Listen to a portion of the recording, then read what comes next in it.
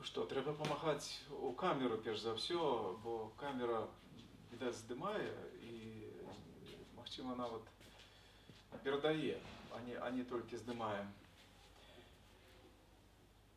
А Сергій Шупа повітається сам. Добрый день, я Сергей Шупа. Організатор, стваральник і генеральний директор видавництва «Весна», Чешська Республіка. І падначалены самага лепшага боса майго жыцця на працягу больш чым не ведаю колькі гадоў. 25? Все розкажу весні. Ты удзельнік, я мадэратар, або будзем неяк імправізаваць, так? У прынцыпе, мне вельмі цяжка у этой ролі выступаць, таму што здавалася б, я ведаю абсалютна ўсё. І пра Алесеву прафесійную біяграфію, і пра ўсё тое, што напісана ў кнізе, якую мы з вясны і выдалі, якую я рабіў апошнюю карэкту, трошкі там нешта падрэдаговваў. Але я спрабую знайсці нешта такое, што было б цікавае. Вот твоё жыццё фактычна дзеліцца на некалькі вельмі важных такіх перыядаў, які можна пазначыць, які ты сам дапісаў, да свабоды, на свабодзе, пасля свабоды. Калі настаў той момант, тая секунда, калі проста твоё жыццё радыкальна змянілася і ты пераступіў гэтую мяжу да свабоды і на свабодзе. Ці ты гэты момант можаш неяк у часе канкрэтна вызначыць, акрэсліць? Вось гэта той пункт, калі проста ў галаве нешта, ці это выпадкова нешта, збег абставінаў, ці як гэта адбылося? Страшное питание, потому что на его некалькі адказаў. Ну, я выберу самый просты. Я был в студентах, вечером сидел все в квартире, мой сябр приехал с будаўнічага отряда з Молдовы и купил там книжку Хемінгуэя, сборник, в перекладе на русскую, карта Молдавінеску видала туди ту книгу, и я випадково открыл ее и почал читать. Прочитал оповідання короткое «Счастливое життя» Фрэнсиса Мекомба. И я его прочитал до конца. И там в конце жонка випадково забиває мужа стрелом, вона хоче льва забити, і маже, і забиває його. И я пришел в себя, ну, все-таки раницей. Оказалось, что я эту книгу далее читал. Сказал, что да, что вот от книги. І яна дала нейкі імпульс, які просто табе задаў нейкі вектор, які тебе і прывёў. Книга просто научила, что есть гучить вот эта музыка. Есть такая вот гармония в свете, и она гучить, и она вельми страшная. Ты не можешь, уже коли ты ее влип, ты не можешь от ее одлипнуть. И она уже будет керовать всем, что ты робишь в своем житті. Чи ти йшов як лунатик просто ось за этим променем месячним? Да. А скажи, ти пропрацював стільки годів, отдал столько энергии, силы, просто столько своего життя. Ці ти, озираючися назад, не шкадуєш, що тебе ось занесло менавіта на гэтую сцежку і ти пайшоў менавіта гэтай дарогай? Ці ти, ну, і ці шкадаванне, ці ти просто думаў, халяра, куды мяне что-то занесло? Вот был бы я тое, был бы, вот, ну, жил бы як человек, а тут что ведаешь, что про сябе и про свою реализованность думать, як з гэтым? Я думаю, что в житті насамрэч нема такого поняття вот назад нема, бо одночасно ти відчуваєш себе этим хлопчиком, які там поставили укут батьки, ці там в школі побився с больш моцным десятиклассником, тебе там отлупили, тебе там в милицию тебя завели. Это все вот кожную секунду одночасно присутничає. А наконт варіантів, так кожную секунду думаєш, може бути іначе. Але справа видать, это так бы дадзенность, да, что мы так існуємо. Значить, ніякого шкодування. Все было так, як наканавано. Не, я так не скажу. Так не может быть. Я чую часто, что люди кажут, ни про что не шкодую. Я думаю, ну, какой ты дурак. Ты ни про что не шкодуешь. Ну, скажи хоть что-нибудь. Вот кем бы ты хотел стать, не то, что коли б не это, на что бы ты это мог променять, так, как просто еще меньше шкодовать? Слухай, я думаю, что я людям, справді, тут некоторые добрые знайомые, а незнайомые просто мало цікаво. Может быть, я бы про книжку? Так, давай. Поспробую. Прочитай свою любимую сторонку в книзі. Прочитаю. Добре. Я прочитаю любимую сторонку, тільки я скажу ось що спочатку. Сергій ведає, ми разом з ним це робили і з Уладзем. Я провів прикладно каля 100, магчыма, публічних презентацій книг. В нашій бібліотеці Свободи, там веку книг Уладзі, книг Сергія. І в великих залях, менших. Але це вельми незвичайна презентація. Я згадав, як, пам'ятаєте, були оборонці Куропатов. Лагерь був у Куропатах. И вот они там ночили, ночь проводили. И один мой, значит, коллега, популярный Терес Барт, пообещал, что когда будет в Минск, он приедет перед ими выступить. И он приехал, и мы каждый день вели репортаж за этих Куропатов. И он приехал, и вечером некто ему предлагал, сказал, что только один человек дежурит этой ночью. И он не поехал выступать. И это для меня был вельми великий урок. Я подумал, якую цудовную нагоду він пропустив. Він мав би найлепшу аудиторію в світі. Одного чоловіка. Для этого одного человека треба было ехать, треба было выступать. Было бы найлепше, бо любая книга, любая литература, это для одного человека, а не для того, колькі людей в зале. Тому, вот, коли відбуваються такі імпрези, як прадмова, мені навіть шкода, що тут так шмат людей. Насамрэч повинно бути один, бо завсёды для одного. Незвычайно для меня этой нашей невеликой встречи в том, что, конечно, это я говорю про свою книгу, звичайно, на інших выступаешь. Вот я памятаю, некая відбувалася презентація одної моєї книги «Пригоди Ара в Білорусі» в Домі літератора. Я неколи був стипендіантом у Говарівському інституті, і там розглядав архіви американської адміністрації допомоги і знайшов своє прозвище. Серед, там лист написали Говару, «Дети з Берестя», з моєго родного. И там бачу прозвище Лукашук, подпись Лукашук 6 разов. Ну, я не мог не написать книгу. Вот первым на этой продмове выступила, значит, керовница американской амбассады, а потом дали слово специалиста. Вышел член-корреспондент Академии наук, историк, прозвище не буду называть, он же теперь академик, ну, зробив разбор моей книги и сказал, что под дазная праца, значит, автор заслуговує присвоєння звання кандидат історичних наук. Для його вийшов виступати наш любимий, значить, історик, професор Шебека.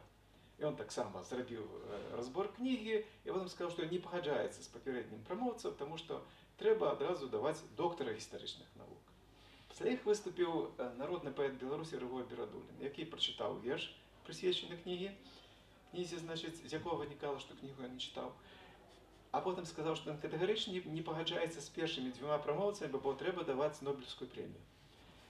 Ось пару років тому, значить, я отримав лист з штату Вашингтон, з Сіетла, професорка історії, професор Емеритис, заслужена, яка пише, що некая її аспірантка написала докторську працю от на тему адміністрації допомоги і вельми шмат використала матеріалів з моєї книги.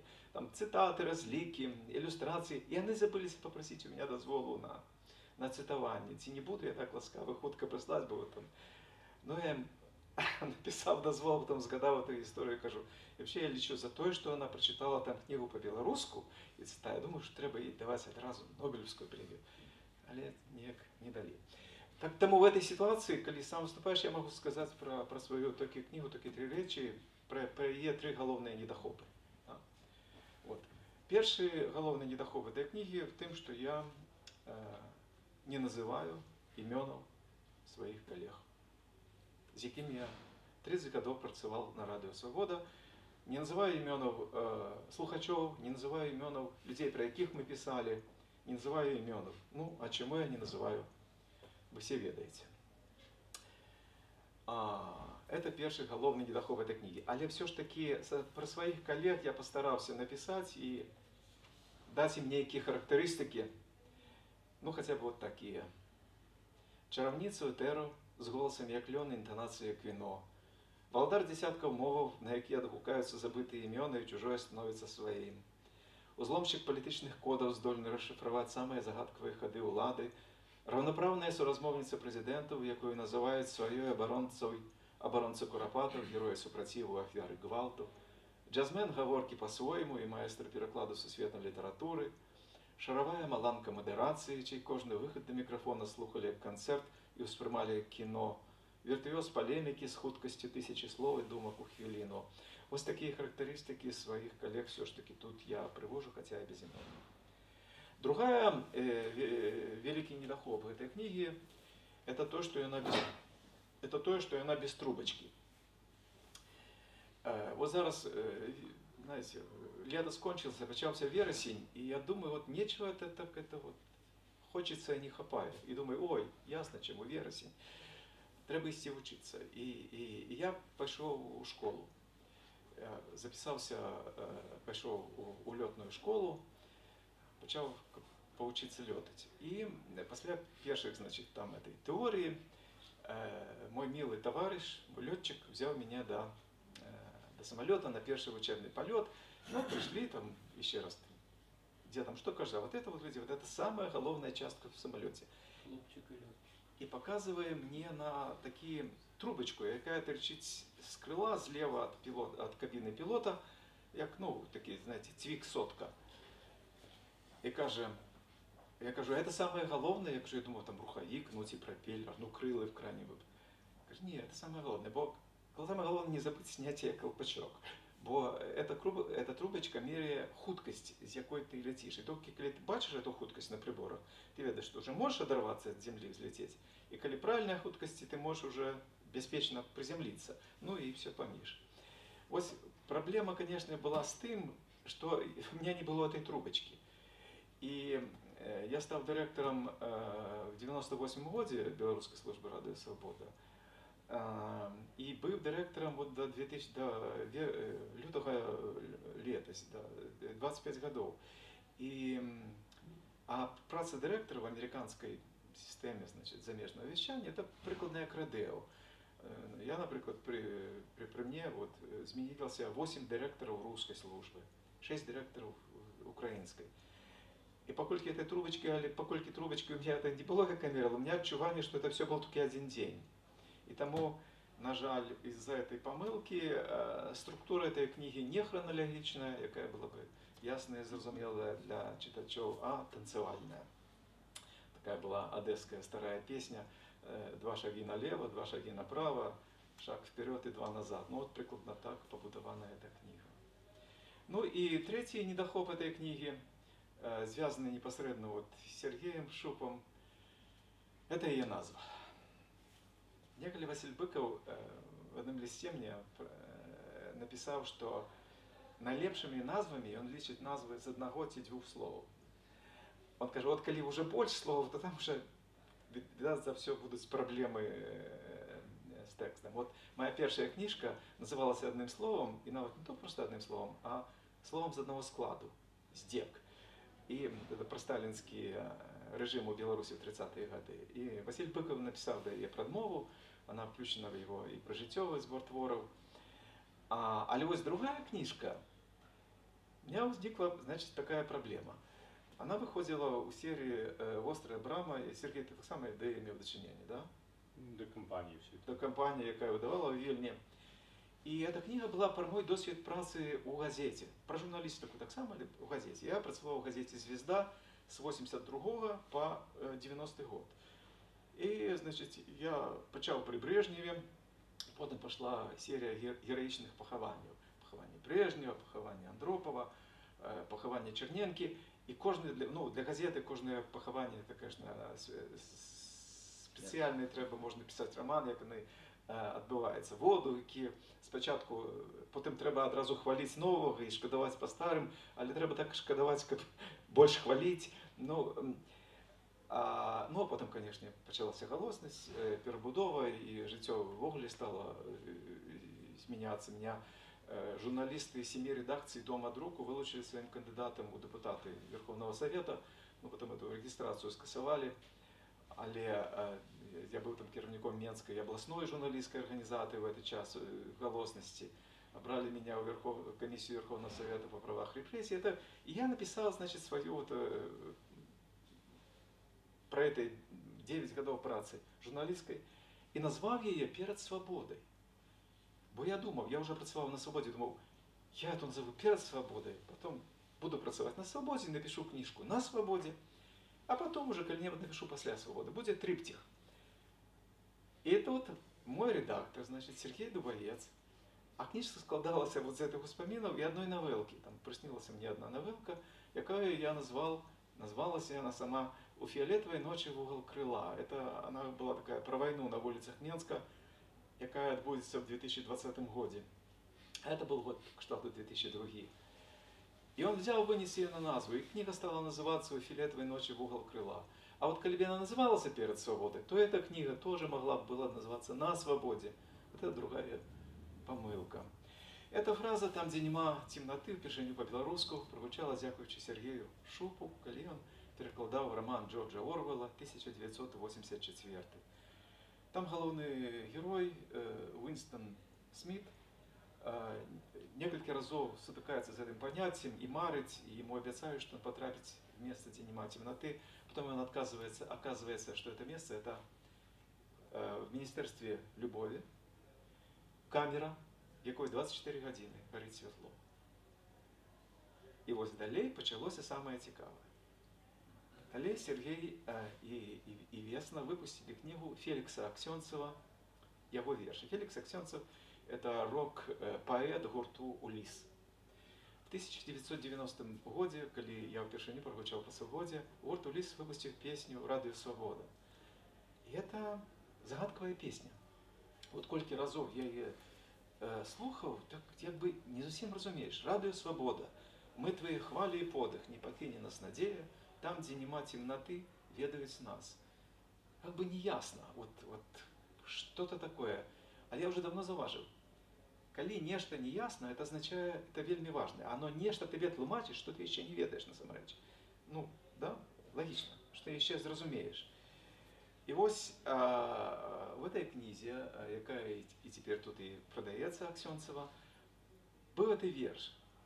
И Аксенцев в одном из интервью патлумачыў, что он меў на увазе, калі он ужыў вот это орвеловские Сергеевые словы, там, где нема, он скажет, эти радкі заўсёды выкликали у меня некий сопротивление, я хотел дать им іншее значение их открыть. И он отказывает чему? И он кажет, цитата, «Радуя свободы», он кажет, калі написал эту песню, это то, что у іншых светапоглядах благодать нирвана, Дух Святый, ці сусветны розум.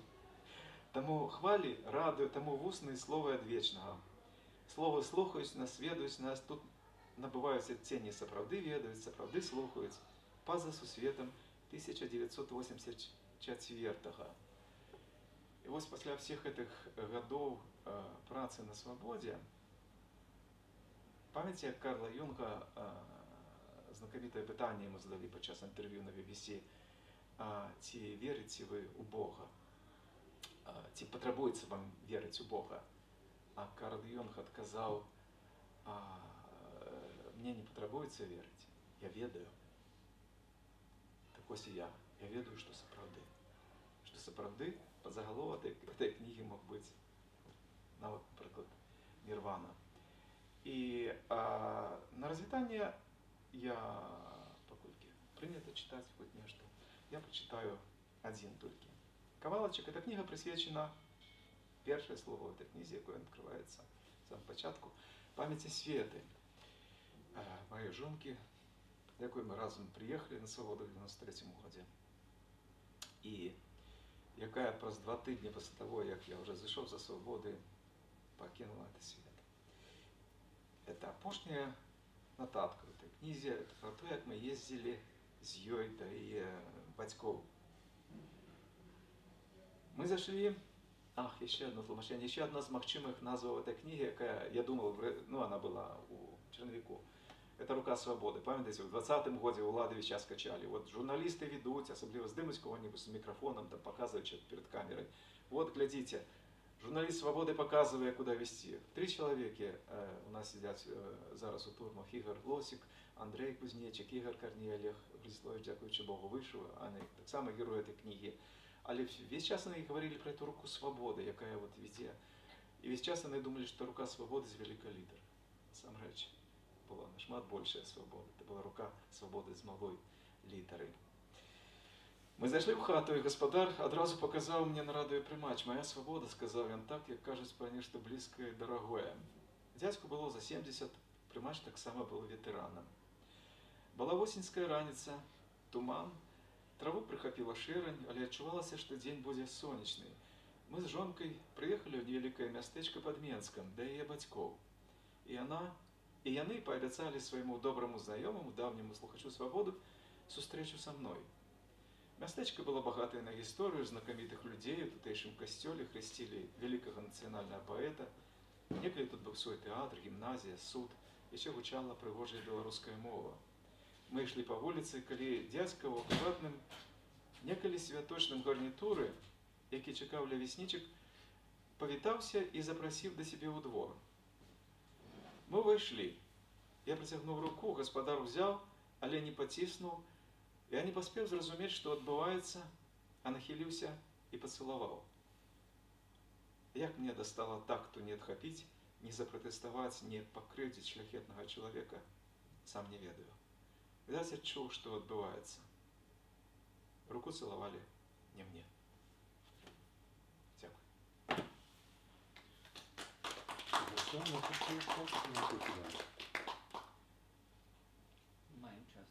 Маем час яшчэ. Ну, ты так прыгожа падвёў да фінала, і гэты фінал вельмі прыгожа прагучаў, нібы было б шкада яго неяк зараз заваліць нейкімі іншымі тэмамі, іншымі пытаннямі. Я не думаю, можа быць, ёсць нейкія пытанні у слухачоў, можна хтось хоча спытацца. Віктор Шадовський, Мінськ, Вроцлав. Зразумела, такое пытанне, ці можа вярнуцца радыё зноў да беларусаў?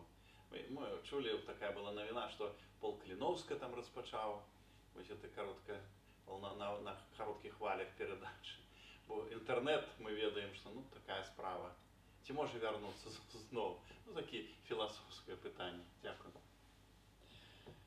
Ось мой калега Сергей працаваў на радыё «Балтыйскія хвалі» таксама і з адным з найлепшых спецыялістаў па радыё замежнаму вещанню на нашай прасторы. А як бы ты адказаў на гэта пытанне? Ну, вы кажаце, што інтэрнэт такая справа, кароткія хвалі — это яшчэ такейшая ў шмат разоў справа. Заглушыць перадачу на кароткіх хвалях каштуе значна менш, чым вам сабе можа здавацца. Просто на раз-два робіцца, і нікого не трэба нічого пытацца. І гэтым не створацца праблемы там ні іншым карыстальнікам інтэрнэта, ні банкавай сістэмы. Так што гэта не выйсце, па-першае, па-другое, просто сам парк прыймачоў, на якіх людзі папярэдніх пакаленняў яшчэ прыпадалі да жыватворнай крыніцы, сёння вычарпаны, і я думаю, што няма тэхнічных магчымасцяў нават. Я не ведаю, што для этого трэба было б зрабіць, просто нейкім дэсантам, як гэтых плюшавых мядзведзікаў паскідаць там тысячы прыймачоў, але і прыймачы такія не выдаюць сёння і не вырабляюць, толькі для нейкіх абсалютна шызанутых аматараў, так накшталт мяне ці згаданага Рымаса, які ўжо таксама нас пакінуў. Так што, на жаль, не, інтэрнэт застаецца універсальным сродкам перадачы любой інфармацыі і, на жаль, як карыснай, добрай, так і вельмі шкоднай і варожай. Але вось адзін аспект з таго, што сказалі, по-моему, не толькі павінен заставацца, павінен развівацца. Это аўдыё. Бо радыё — это просто спосаб дастаўкі аўдыё да аўдыторыі, да? Але аўдыё надзвычай важнае. Оно важнае для захавання і развіцця мовы, напрыклад, для вывучэння мовы, прасоды, інтанацыяў, да, конечно, аўдыёкнігі, спектаклі. І аўдыо, мне здаецца, заўсёды будзе заставацца, таму што людзі любяць ехаць, не ведаю, на ровары, там, плыць, ці быць в нейкай кампаніі, проста можна включыць навушнікі і слухаць. Вот аўдыо, мне здаецца, вельмі важным, што ў беларускай літаратуры ёсць куды рухацца ў гэтым накірунку. І начытаваць, і удзельнічаць. У 21 стагоддзі радыё таксама перажывала хвалю адраджэння, калі там пачалі разумець, што у машынах, да, включаюць гэтыя радыёпрымачы, і кіроўцам гэта вельмі зручна. Але гэта быў менавіта кароткахвалевы фармат радыёвяшчання, пераважна FM. Не короткая хваля. Ну, нават FM. FM. Это FM. FM, да, там свае тактавыя частоты. А вось век доўгахвалёвага, там сярэднехвалёвага радыё гэта ўжо архівы, як вы лічыце? Архівы, да. Ну, тады сапраўды вельмі цяжка рабіць тое, што вось рабілі за часамі нашых бацькоў, калі сапраўды гэта быў цэлы рытуал там знайсці па-за глушылкамі в акно, калі глушаць менш, да, прытуліцца да гэтай хвалі, штосьці там паслухаць, пачуць. Вось усе гэтай рамантыкі ўжо сёння не будзе ніяк. Толькі інтэрнэт і толькі праз VPN. По-моему, з гэтай романтыкай вельмі нармальна, калі з тэлефонам прыязджаюць праз мяжу, у цябе пачынаюць правяраць, на кого ты падпісаны, якія фотаздымкі ты меў, якія там у цябе лэгі. Поўная романтыка. Ну, романтыка, ясна, романтыкі пабольшала, нават у параўнанні з тым, але магчымасці пашырыліся ў шмат разоў, таму што сёння можна слухаць любую радыёстанцыю свету, як у рэжыме лайв трансляцыі, так і любы на выбар сегмент любой праграмы, любой перадачы. У гэтым сэнсе мы нашмат маем больш магчымасцяў, і я думаю, што ўжо разбіраецца ў тым, як дабрацца да інтэрнэту людзі там ад 2 до 92, і я думаю, тут нема чаго. Ясна, што это, скажем, моя там дзяцінства, маладосць, я страшна ностальгую па гэтых вось калупаннях у гэтых радыёхвалях і нашэнні прымача па хаце, дзе менш глушыцца. Але цяпер проста, як кажуць, казала Ольга Піспана, крыстальна чысты сігнал свабоды гучыць на інтэрнэце. І я кожны дзень раніцай пачынаю з прагулкі 40 хвілін, я слухаю радыё. Так, як калісьці слухалі, я выключаю радыёстанцыю, любую радыёстанцыю свету, ёсць нейкія магчымасці, аплікацыі, дзе проста ты выбіраеш. З гэтым усё ў парадку. І гэта радыё вельмі важнае. Алесь сказаў, што пісаць кнігі трэба для аднаго чалавека. Я адчуваю, што трошкі прафесійная дэфармацыя, таму што ён 25 гадоў пражыў ва ўмовах радыё, дзе сапраўды радыё, это калі ты сядзіш перад мікрафонам і уяўляеш сабе не аўдыторыю, не натоўп, там, як бы прафесар на катедры перад студэнтамі, не. Радыё — это голас, калі ты гаворыш з адным чалавекам, і тады яно будзе гучаць так, як яно мусіць гучаць. Пра кніжкі, ну, можна і пра кніжкі так бы экстрапаляваць навогуле на любую перадачу інфармацыі, але радыё ў гэтым сэнсе страшна інтымнае, страшна важнае і нешта такое, калі яго палюбіш, так это ўжо на ўсё жыццё. Вот відаць, што ты малады чалавек, бо раней радыё было на вуліцах, памяце, рэпрадуктары. Яны гралі музыку, там і навіны нават перадавалі. Не ведаеце, такое заставалі, я ще памятаю, што вёска было, грало. Ну, у нас это было в радыёкропках, тоді першая праграма беларускага радыё, адкуль да нас кантрабанда з дзяцінства людзям на менскім асфальце просто заходзіла нейкая беларуская мова. Беларуская мова — это была мова з радыёкропкі. На жаль, эта радыёкропка ўжо даўно памерла. У гэтым сэнсе тут варта чаго пашкадаваць, таму што сёння нават это беларускае афіцыйнае радыё, калі яго там зловіш, не ведаеце, там та беларуская мова аж так прысутная. Пасля... Так я так разумею, мы ўжо перайшлі да трошки лягчэйшага фармату, так, мы так афіцыйна скончылі. Я трошки так, ты меня трошки спалохаў тым лётным.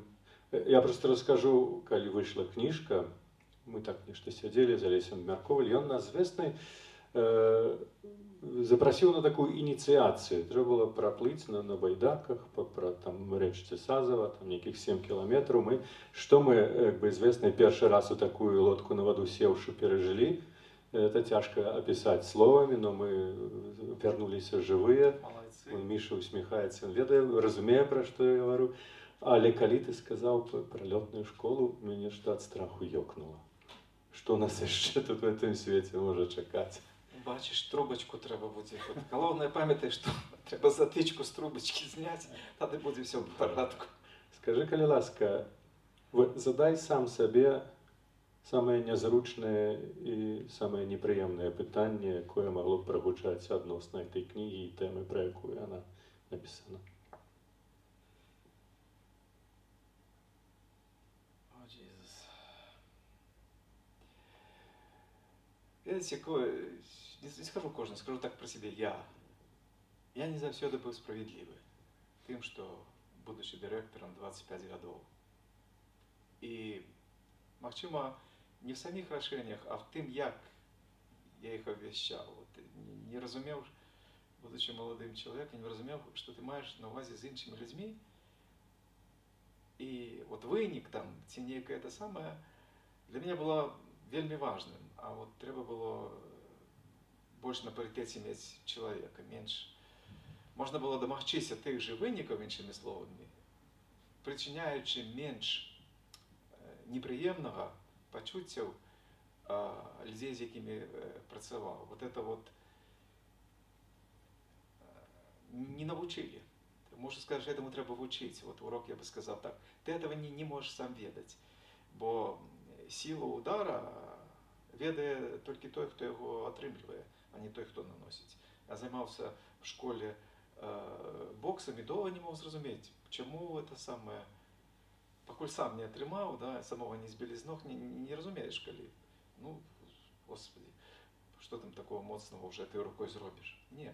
Сила удара ведае толькі той, хто атрымлівае. Вот это я бы сказал, что да, але в этом жанре,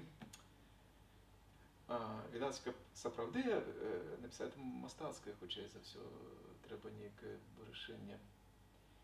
Вот, Уладзе, твои герои, про што яны шкадуюць?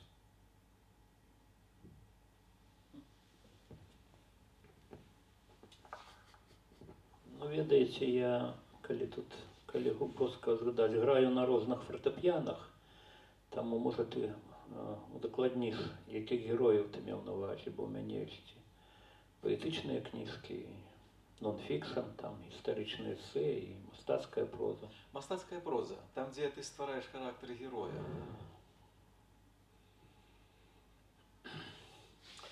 Ну, можа быць, мои героі шкадуюць пра тое, пра што і я, што мы не можам сустрэцца як бы у рэале, так як з табой.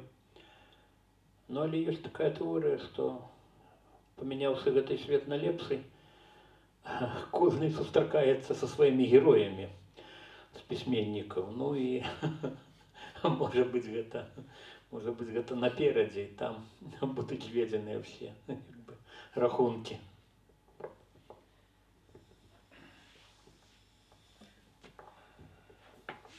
Я таксама адразу зрэагую то, пра што Алесь расказвае, пра тыя удары, якія там нехта атрымліваў, мы гэта ясна на сабе адчувалі. Але беларусы наогул народ вельмі адаптыўны і можа прызвычаецца да чаго заўгодна. І калі, скажем, ну, ясна, мы часам натыкаліся на сітуацыю, што нешта, нейкую геніяльную ідэю выдумаеш, прыйдзеш да Алеся, скажеш: Алесь, давай. Алесь так, там, не ведаю, можа, не з той нагі встаў. Карацей кажучы, ты пойдзеш як бы панурыўшы галаву. Але мы пасля зразумелі, як это трэба рабіць. Прыходзіш да Алеся і кажаш: Алесь, вот як ты абсалютна слушна ў мінулым годзе запрапанаваў там, ці там 3 гады таму, вот так і так, слухай, вот мы цяпер да нас дайшло, давай так і зробім. Твой Алесь так паглядзіць, пачухае, у памяці перабярэ, можа, што і казаў. Кажу: давай. І яно вось так от і рабілася.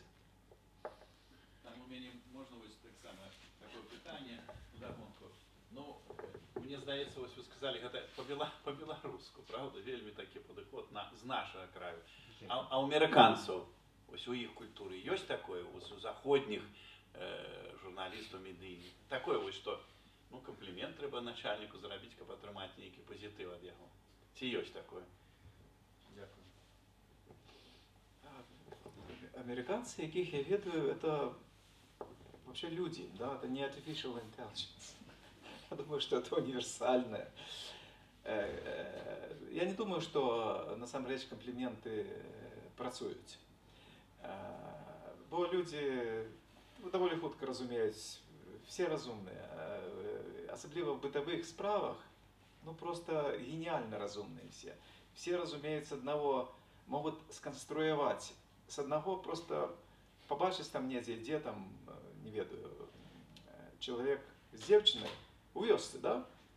Она імгненна сконструюць, што ўжо ў іх было, што ёсць і што будзе. Таму што хапае жыццёвага досведу, каб любую сітуацыю выбудаваць з дэталей. Так і, конечно, з крыўдамі і з эмоцыі просто часам перашкаджаць. Я не думаю, что это специфичное. Чим досвід, в принципе, любого человека каже, что ты сам спробуешь нечего домагчися. Это такая. Я не думаю, что это мое этичное вымярэнне, вот что я хочу сказать. Что это не этичное вымярэнне, это такое технологичное, хутчэй, технологичный заняток, чим технічний. Ну, з нашого боку, это была такая хитрость, так, не надто моцно замаскированная под комплимент. Да, вы думали, что я не ведаю, да? Так, не, мы ведали, что ты все разумеешь, или что так тебе будет простей с нами сгодиться. Ведаеце, это вот у працяг того, про что Сергей тут говорил. Ёсць такі беларускі перакладчык, як Лапатка. Ён шмат пераклаў, але самая яго выдатная праца гэта пераклад Калівалы фінскага эпоса, 22 000 радкоў. Это на сённяшні дзень самы буйны паэтычны твор, які існуе па-беларуску. Ну вот калі Лявон Баршчеўскі перакладзе Адысею яшчэ, то Іліада і Адысея перасягне Калівалу. Ну, але Якуб Лапатка доўга працаваў у школе выкладчыкам іспанскай мовы, французскай мовы. І, напэўна, ён слухаў свабоду, таму што ў яго, ну, 80-е, ў 70-е яшчэ гады, 80-е, увесь час узнікалі канфлікты з дырэктарам. І той яго падымаў, значыць, на педнарадах і казаў, што Яков Яковлевич, ну, вы вот на политинформации недзе, вот я ведаю, говорили то и тое, но это не зусім советский подыход. Якуб заўсёды адказваў, что вы ведаете, читайте Владимира Ильича Ленина. Том такі, сторонка такая, твор такі, и от балды, да, цитовал. И одразу неикавел директор, я был сведком пару разов, да, неикавел директор, сказал, ну сідайте, я подумаю над гэтым. Была такая история. Ну, я бачу, по часі ми помалу до того фінішу наближаємося, каб не забирати ні у кого іншого. Не ведаю, я прапаную табе зараз придумаць самому сабе самае прыемнае з усіх магчымых пытанняў по этой кнізе, і я думаю, адказаўшы на яго, мы прыгожа закончым.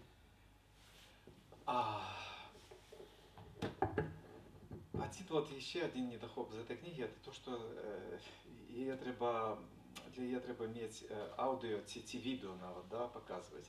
Если бы я мог, я бы тут показал вам 17 секунд видео, калі на тым свете сустрэнуся, да, со святым Петром, и он скажет, ну, давай разбираться, куда тебя отправлять. Вот я ему тогда казал не про там десяток своих книг, что я зрабіў, ці фільмаў, які зняў, не про там рэкорды, якія мы поставили. А я бы спытаўся, а у вас есть это видео показать магчымасць? Ну, я сподіваюся, что уже сучасным, да, там павінна быць интернет. И я бы показал ему вот это короткое видео. В 2020 году наша команда менская, мы вели репортажи з усіх, конечно, протест ездили. И был протест каля будынка Дзяржтэлерадыё на улице Волгоградской. Собрались там каля 1000 молодых людей и скандовали «Ганьба, ганьба», тому, что отбывалось в эфире. И наша поехала бригада, и они зашли и захотели их снять. И тут раптом все эти люди натоўп это змоўк, и раптом они начали скандовать «Радыё Свабода! Радыё Свабода! Радыё Свабода!» И камера ідзе, там стоять молодые, прыгожие хлопцы, дзяўчаты, натхненные твары, свободные твары. Это был твар вот этой будущей Беларуси. Я это видео, пробачьте, не могу глядеть без слез. Вот это видео я бы показал святому Петру. Все, дякую, Олесь, дякую всім слухачам. Олесь Лукашук, там, де нема темноти, Радіо Свобода. Книжку, хто ще не має, можете купити там для уваходу. Калі ласка.